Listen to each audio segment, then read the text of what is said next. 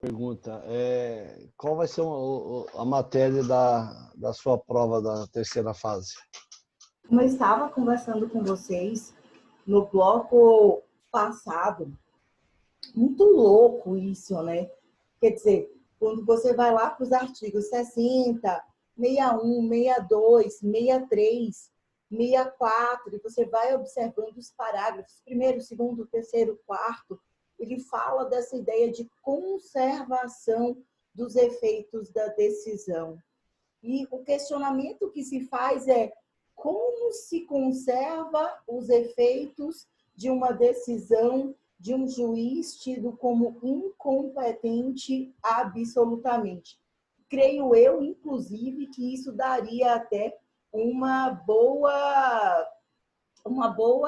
até uma boa tese, né? Uma boa ideia para se redigir um trabalho de conclusão de curso, tá? Muito bacana se trabalhar com a ideia aí da teoria pontiana. Amores, no esqueminha que eu trouxe para vocês aqui, só para a gente poder trabalhar com a nossa ideia de competência absoluta, para a gente destrinchar ela um pouquinho ainda mais, lembrando que a gente já falou sobre os caracteres principais entre a competência absoluta e a competência relativa. Competência absoluta, todos podem alegar, relativa é restrita à parte ao MP, absoluta a qualquer momento, inclusive após o trânsito em julgado, relativa só até aquele prazo hábil por lei, regra geral até a contestação. A competência absoluta, ela não se convalida, tá?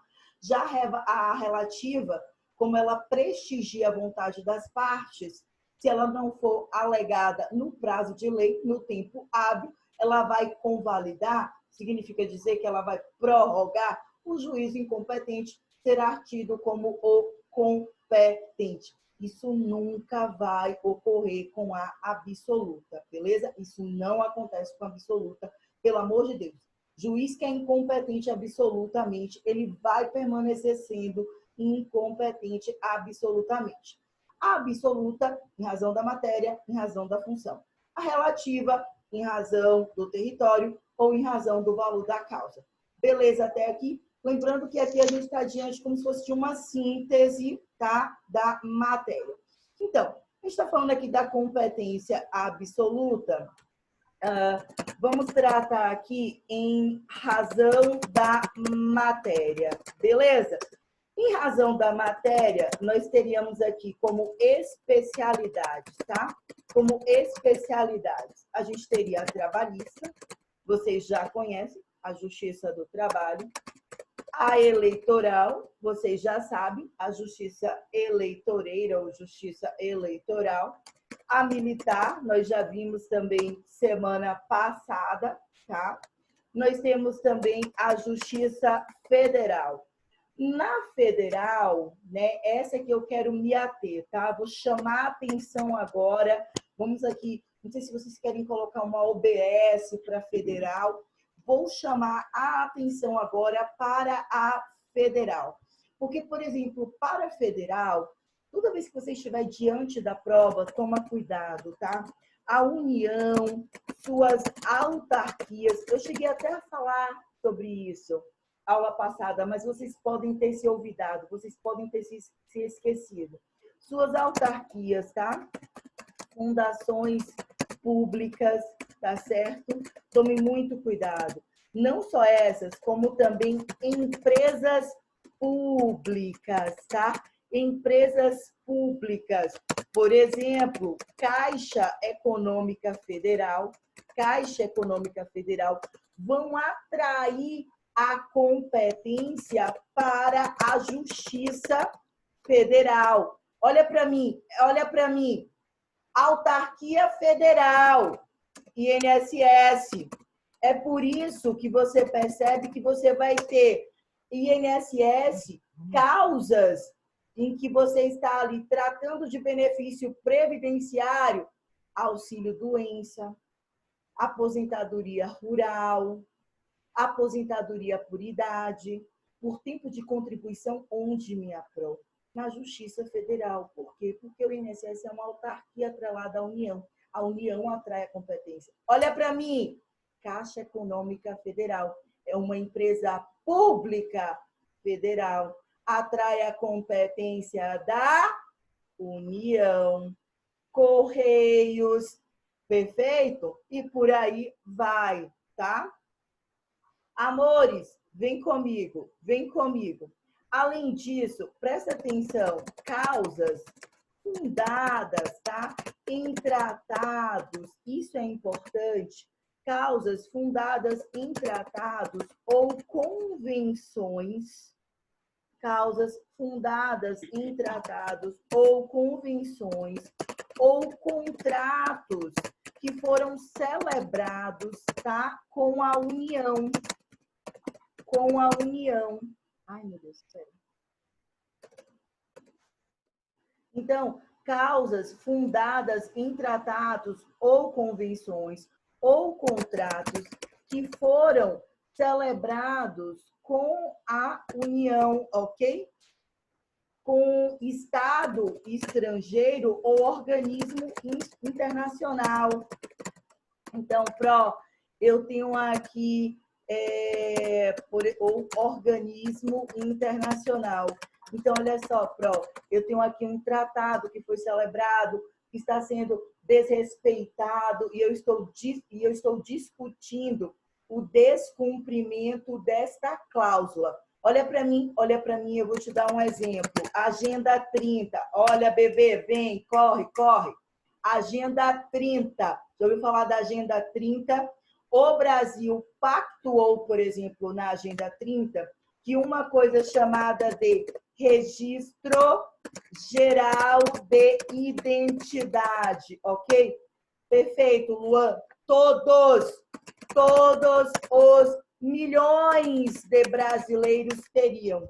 Isso quer dizer que, assim como a primeira certidão de nascimento e o primeiro registro são gratuitos para todos, independente de ser rico, ser pobre, ser negro, ser preto, ser pardo, ser gostoso, não ser, e de que o primeiro registro, né, o registro e a primeira certidão do óbito são gratuitas, o registro geral de identidade também seriam gratuitos, sabe para quem? Isso está estabelecido em um provimento, que é o provimento número 104 do CNJ. Então, isso, por exemplo, passou a ser gratuito para morador de rua, tá?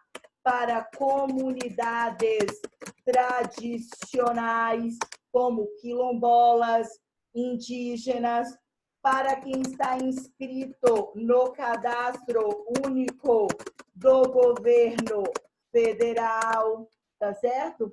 Para quem recebe programa do Bolsa Família e etc., que eu nem vou falar aqui sobre todos, tá?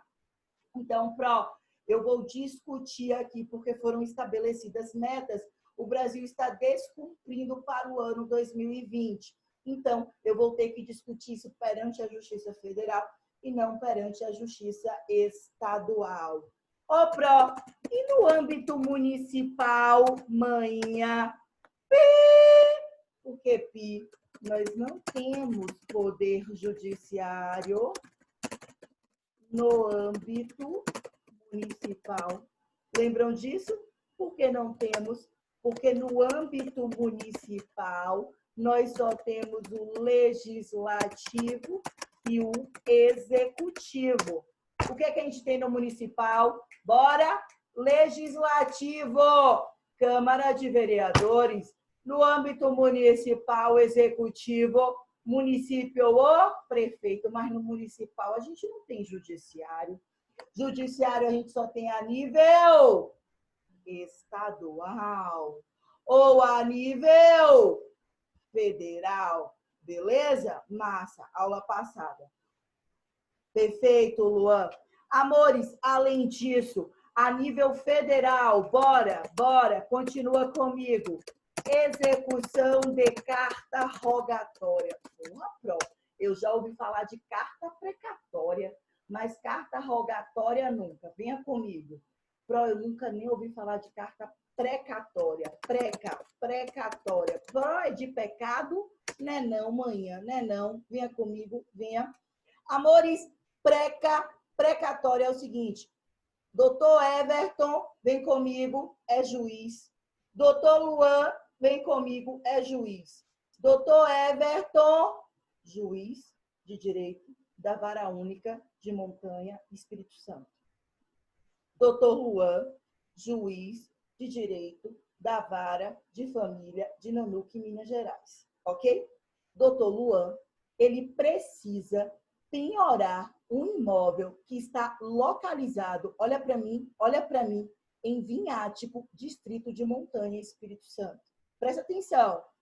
Doutor Luan, ele precisa penhorar um imóvel que está localizado no território, na circunscrição, na competência territorial de outro juiz.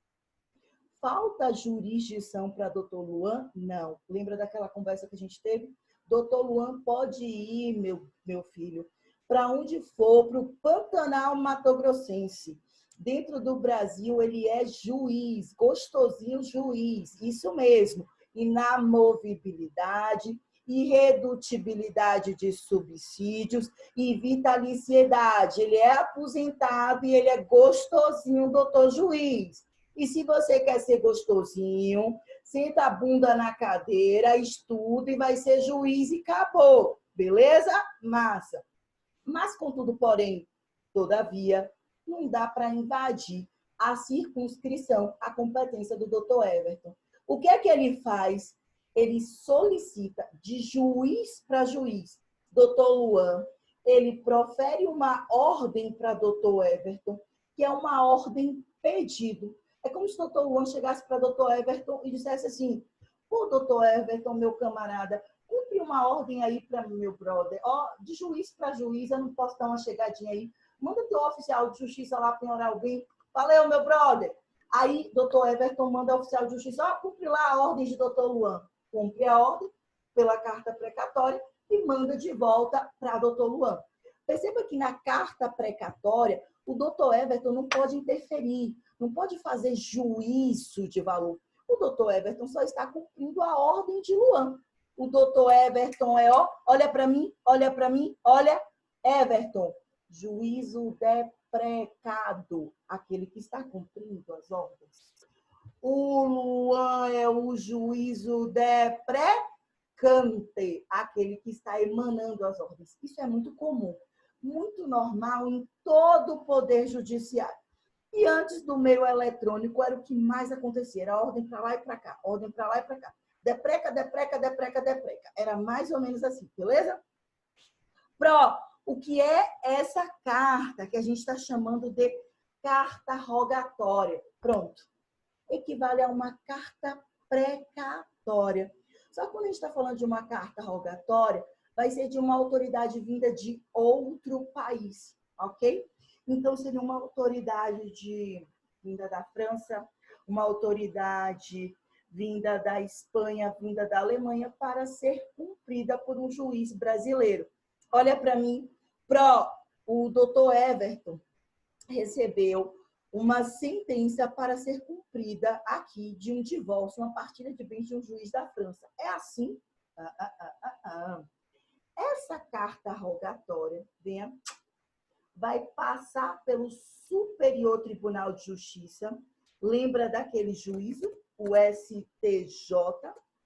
Vai passar pelo Superior Tribunal de Justiça. O STJ vai fazer o que a gente chama de exequatur. É o exequatur, né? Que é uma espécie de homologação. Já vejo que colocaram aqui, tá? Que é uma espécie de homologação de sentença estrangeira, para que essa sentença estrangeira ela possa produzir seus efeitos no Brasil. Então, bebê, não é assim. As pessoas pensam que veio de fora, tá valendo tudo. Não é assim, não. O STJ filtra para saber o que pode e o que não pode, o que é compatível e o que não é compatível com o nosso ordenamento jurídico brasileiro, para, a partir daí, mandar o juiz, a depender, né, da circunscrição da competência, poder cumprir. E o Luan aí foi perfeito, doutor Luan. Ele vai fazer uma espécie de filtragem, tá? Deixa eu só ver o que colocaram aqui em cima. Foi o Everton. Carta rogatória. Amei, Everton. Uma forma, então, de comunicação, tá? Eu vou colocar até de solicitação entre o judiciário de países diferentes, de estados diferentes, com o objetivo de obter essa colaboração para a prática de atos processuais, de atos procedimentais. A carta precatória, dentre, vai ser a mesma coisa, né? Praticar esses atos procedimentais, comunicação, informação, solicitação, mas dentre esses jurisdicionados, né? Esse estado juiz dentro do nosso Brasil, beleza? Menos divórcio, o Alisson colocou. Menos divórcio, né, Pro? Porque em briga de marido e mulher, ninguém mete a colher, nem o STJ. Mais ou menos assim, tá? Amores, ainda a nível federal, lembrar da disputa sobre direitos indígenas, beleza? Amores, a nossa Constituição Federal de 88 deixou claro, tá? Tudo que diz direito, tudo que diz respeito ao indígena, ok? Vai ser discutido no âmbito da União. A União tem o que a gente chama de interesse presumido. Lembra que a gente estudou aquela ideia, inclusive, que a União ela atua como assistente? Aquela ideia da assistência presumida? Pois é, durante muito tempo, até se questionou se a União não deveria fazer a mesma coisa para os quilombolas, tá? Isso não está previsto, pelo menos não na Constituição Federal de 88, então só prevalece para os indígenas, tá? Inclusive, o silvícola, já ouviram falar? Silvícola, que são os indígenas, não são registrados aqui perante o cartório de registro civil de pessoas naturais, tá? Eles são registrados na FUNAI, que é propriamente dita a Fundação Nacional, pelo menos que deveria proteger os indígenas. Penso eu que para os quilombolas deveria haver a mesma proteção, o que não ocorre, tá? Amores, ademais, eu diria que todas as causas relativas aos direitos humanos que se encontram esculpidos no artigo 5º da Constituição Federal de 88, tá certo? Belezinha, meu povo? Todos a parte de direitos humanos do artigo 5º. Então, direito à vida, direito à saúde, não é um desrespeito, eu diria até que um desrespeito supra-regional, ele vai atrair, ok, essa competência federal. A Lu trouxe aqui mais um conceito sobre carta precatória, bacana, Lu, muito bacana. E perceba, quando eu digo que o desrespeito aos direitos humanos atrai essa competência supra-regional, é em qual sentido? Vocês lembram quando estava vendo aquele desmatamento, que vários missionários estavam sendo mortos? Ou seja, aquilo estava chamando a atenção em âmbito nacional. Eu digo que quando existe um conflito, e esse conflito deixa de ser local e passa a ser regional, ok? Eu já tenho aí disposto o interesse da União. Tendo, então, disposto o interesse da União, o âmbito passa a ser o âmbito federal. Beleza, meu povo? Além disso, tem também o que a gente chama de competência em razão da função, né? Muitas pessoas vão denominar que essa competência, vou colocar aqui, ó, competência em razão da função ou da pessoa, beleza? Entendo, a gente já deixou de tratar dessa competência em razão da matéria E a partir de agora, a gente está tratando da competência em razão da função e da pessoa. E aí a gente está pensando no artigo 109, inciso 1 da Constituição Federal de 88 em diante, beleza? Então, pensa comigo. A gente poderia tratar aqui, por exemplo, na competência em razão da função ou da pessoa, são ações que vão observar o seguinte, presta atenção. São competências que eu vou observar, como é que eu poderia colocar? A posição dos chefes do poder executivo, chefes do poder executivo ou legislativo, né? Então, como aquela ideia que a Pro já tinha colocado, o presidente da República não pode ser processado por crimes de responsabilidade em qualquer juízo ou por crimes comuns em qualquer juízo. Eu tenho como exemplo a ação civil pública. A ação civil pública, ela traz uma prerrogativa de foro privilegiado, na qual eu não posso começar em qualquer instância. Eu teria que, pelo menos, no mínimo, começar no TJ, no Tribunal de Justiça, ou no TRF, que é o Tribunal Regional Federal. Eu poderia nos referir aqui, por exemplo, na competência em razão da função, quanto às ações reais imobiliárias. Eu não sei se vocês já ouviram falar, que é o artigo 47 do CPC.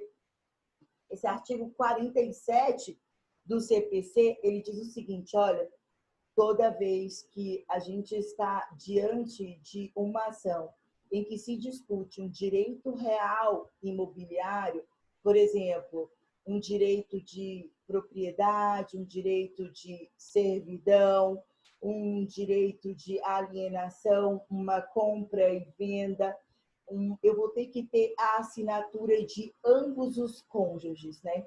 E aí ele vai passando a dizer que eu vou ter que observar, isso é muito importante, tá? Eu vou ter que observar sempre quem é que é o proprietário do imóvel. Se esse proprietário do imóvel ele é casado, ambos terão que assinar, né? É importante conter a assinatura de ambos.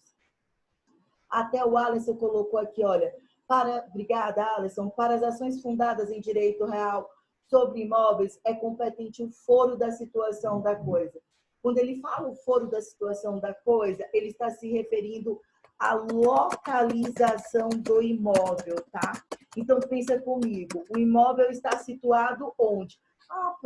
O imóvel está situado em Nova Venécia, Espírito Santo. Então, qual o local competente? Nova Venécia, Espírito Santo. O juízo de Nova Venécia, Espírito Santo. Eu tenho, na verdade, aqui um imóvel que está situado em Nanuque, Minas Gerais. Então, eu vou ter que observar a competência de Nanuque, Minas Gerais. Mas, a família está brigando por conta da propriedade da posse. Uns moram no Rio de Janeiro. Pergunta de prova, né? A mãe mora no Rio de Janeiro. O pai mora em Brasília. Olha que pergunta. O filho mora lá em Salvador, Bahia. Estão discutindo a despeito da propriedade. Qual for o competente? O da situação do imóvel. Por quê? Porque por se tratar de direito real imobiliário, que vocês vão estudar lá para frente, existe um foro privilegiado. Anote isso na sua cabeça. Foro privilegiado. Vocês vão ouvir falar tanto disso, minha gente, por toda a faculdade. Foro privilegiado. Foro privilegiado. Foro privilegiado. Que porra é foro privilegiado? Não xingue, deixe que eu xingue. Foro privilegiado quer dizer assim, atrai a competência. Como assim, minha pró? Quer dizer que, ao invés de ter que intentar a ação no juiz do foro da cidade da comarca de Montanha, da cidade da comarca de Ponto Belo, da cidade da comarca de Nova Venécia. Porque o imóvel fica em Nanuque, Minas Gerais. Eu tenho que ir para Nanuque, Minas Gerais. Foro privilegiado do menor impúbere, porque o menor impúbere está em Brasília, Distrito Federal. Eu vou ter que propor a minha ação em Brasília, Distrito Federal. Isso é o que se chama de foro privilegiado. Atrai a competência. Beleza, meu povo? Então, o parágrafo 1º fala que o autor pode optar pelo foro do domicílio do réu, pelo foro de eleição, que o litígio não recair sobre o quê? Ao foro do domicílio do réu, né? É sempre aquela regra geral. O que é o foro de eleição? Aquele que foi convencionado pelas partes, né? Não, aqui a gente elegeu o foro de Salvador, Bahia. Aquilo que as partes convencionaram, aquilo que as partes acordaram. Isso a gente pode fazer, a não ser que o quê? A não ser que o litígio recaia sobre direito de propriedade, que é direito real imobiliário, direito de vizinhança, direito de servidão, de divisão, demarcação de terra, anunciação de obra nova, está construindo um prédio, ação possessória imobiliária, uma reintegração de posse, uma emissão na posse, tá? Que aí vai ser proposta no foro de situação da coisa, cujo juízo tem competência absoluta. Não é nem relativa, ela é absoluta, ok? Amores, Pro, além disso, tranquilo até aqui? Tranquilo? Pro, Por que para você botou esse artigo 47? Porque quando a gente fala da competência em razão do território e a gente fala da situação do imóvel, normalmente a gente pensa o quê? Que a localização do imóvel vai levar para uma competência territorial. E se a competência territorial ela é relativa. Então, o artigo 47, pensa comigo, pensa, é uma exceção. Por que é uma exceção? Porque é uma competência que remete à localização do imóvel, mas que, na verdade, por se tratar de um imóvel, por ser um direito real imobiliário, como propriedade, vizinhança, servidão, demarcação, anunciação de obra nova, aqueles que estão ali no artigo 47, parágrafo 1º e 2º do CPC, se trata de competência absoluta. É uma exceção. Vão lembrar disso, não vão, meu povo? Beleza? Amores, além disso, tá? Basta lembrar também que, pelo artigo 109, o próprio inciso 1 fala que as autarquias da União, as empresas públicas federais da União, tá? Por exemplo, o próprio 109, quando você vai descendo, ele diz assim, da Constituição Federal, espécies que motivam o interesse da participação do ente federativo no processo. A União em ações de uso capião, usucapi, imóveis que são imóveis que pertencem à União, que possuem um terreno, um domínio, uma faixa de marinha. E você não pode usucapi imóvel público, né? Você primeiro teria que desafetar. Já ouviram falar em desafetar? É simples. O imóvel é público, ok? Pertence ao município, ao Estado ou à União. O que é desafetar? É tirar esse título de público do município, do Estado ou da União. Eu desafeto, eu retiro essa propriedade de público e daí sim se pode usucapi, se pode doar, se pode vender. Então, muitas vezes eu escuto muita gente falando é impossível usucapi imóvel público. Calma lá, né? Vamos explicar melhor as coisas. Você pode usucapi imóvel público? De fato, você não pode, né? Imóvel público tem suas restrições, mas se, contudo, porém, todavia, você desafeta o imóvel público, você pode dar outras destinações. Você pode estar vendendo imóvel público, mas se você desafeta, você pode dar outras destinações. Você entendeu o que eu estou falando? Então, quem depois for se especializar ou pense em ir para essa seara, direito administrativo, direito eleitoral, que é uma área sensacional, é uma área boa, viu, meu povo? Dá dinheiro, viu? Quem estuda para concurso público é uma área sensacional, vale muito a pena, ok? Vai estudar muito afetação e desafetação de bens públicos, tá certo? Bens dominicais.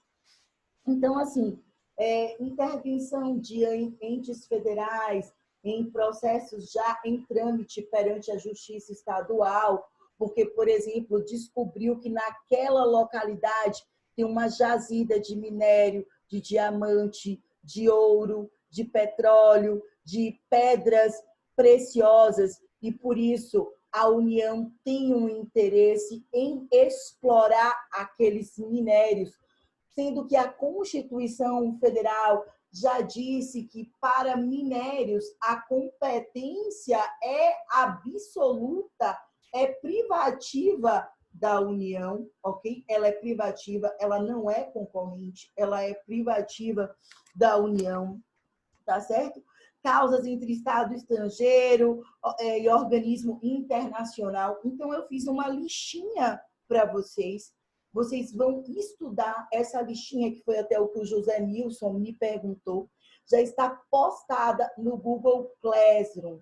Estudem essa listinha, né? Quando eu falo lá da competência absoluta, alguns até já fizeram, gostei da iniciativa muito bacana da Aline lá, do Everton, a competência absoluta em razão da matéria, em razão da função, beleza?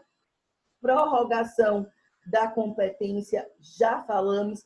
Vamos aproveitar esses 7 minutinhos para a gente falar sobre a incidência da prevenção? Bora que bora? Vamos! Incidência da prevenção. Porque o restante vocês já têm ali listado, tá? No que eu já postei para vocês, então eu acredito que seja muito tranquilo. Incidência da prevenção.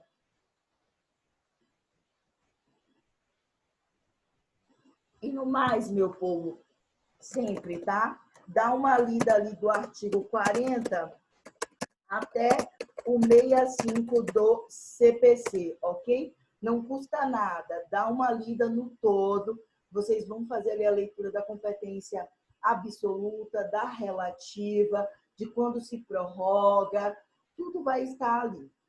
Amores, vamos lá? Vem comigo, vamos aproveitar o nosso tempo. 6 minutinhos, hein? Vem, vem, vem, vem, vem.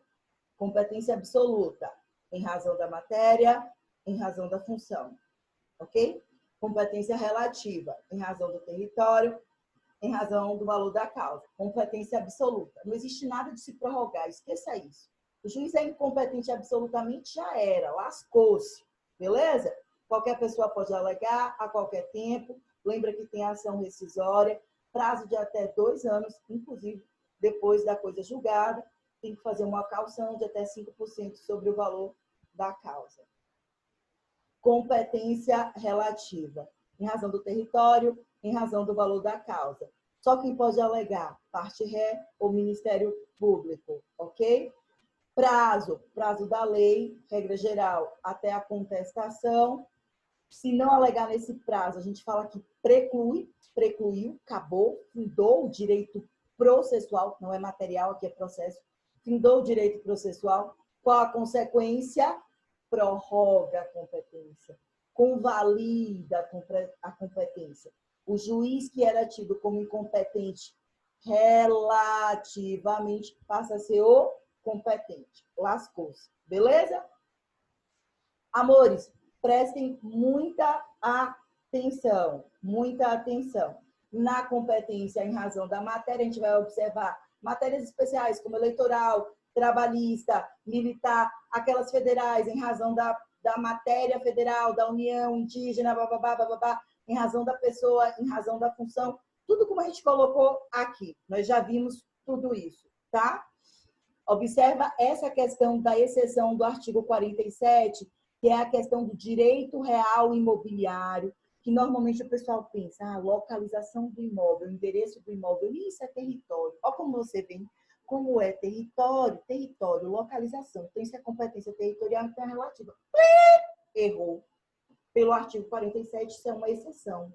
Direito real imobiliário é competência absoluta. Não se prorroga, não se convalida. Cuidado com o artigo 47. É pergunta de prova, vai estar na prova.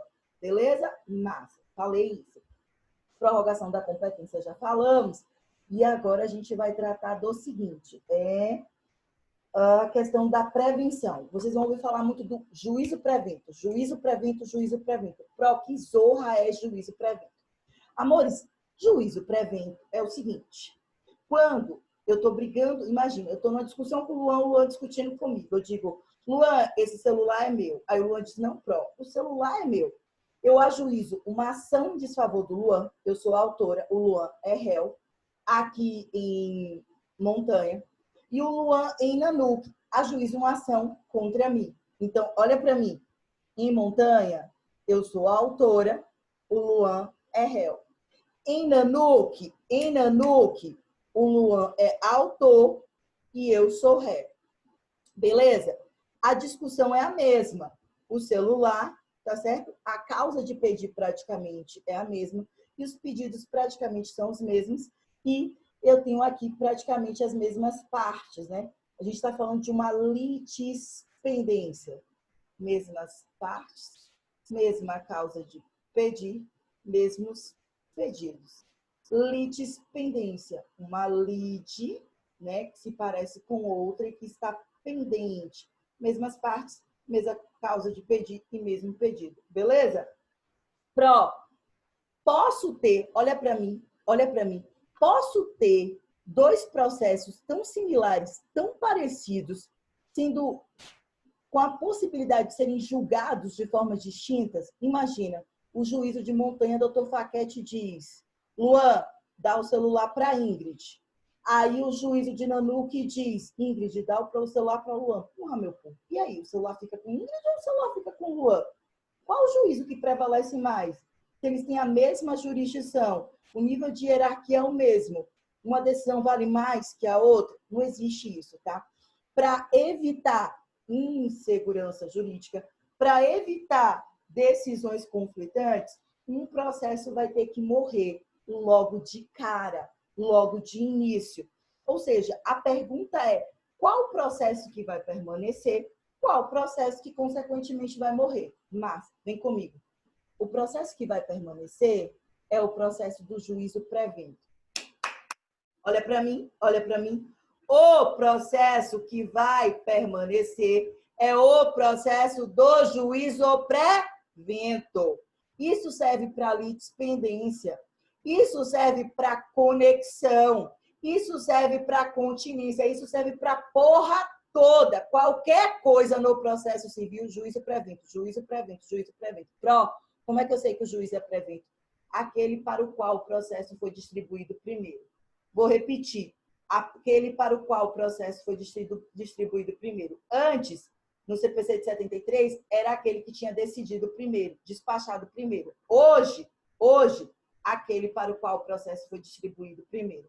Beleza, meu povo? Vou encerrar por aqui, que eu estou com receio de perder o bloquinho, tá bom? Beijo, a gente se fala.